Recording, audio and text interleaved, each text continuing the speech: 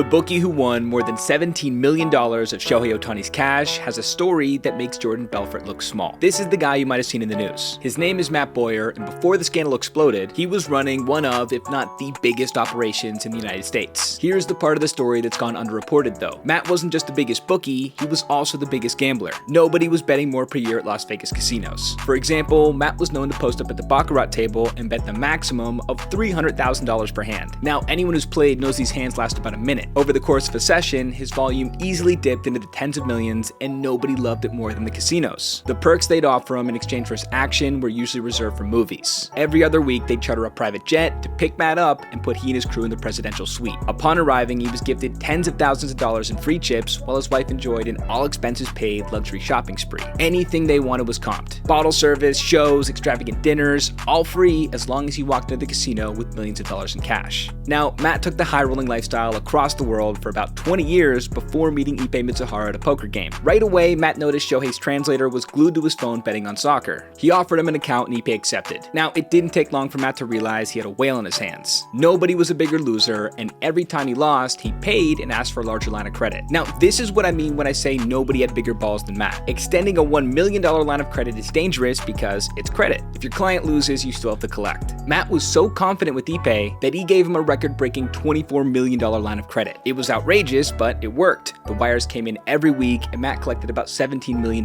in winnings. Eventually, Matt noticed it was Ohtani's name in the wires and had to consider the idea that maybe it was Shohei betting. He lived in Southern California, so he went to an Angels game in which Shohei was on the mound. As the pitches were coming in, so were the bets. It was Ippei from the dugout, and it was never on baseball. When the story broke, Matt's life of luxury crumbled. His home was raided, a federal charge was filed, and he was forced to reconsider his entire life. Now, over the past year, I've gotten to know Matt. I've been to his home twice as we've worked to turn his story into a documentary or feature film. What I broke down here isn't even the best part. How Matt became the largest bookie is even more shocking, but that's a story for another day. Hopefully, I'll be making another video soon talking about a project in production, but in the meantime, if you're interested at all here, I can't recommend Matt's book enough. It's called Recalibrate, and it tells his whole life story.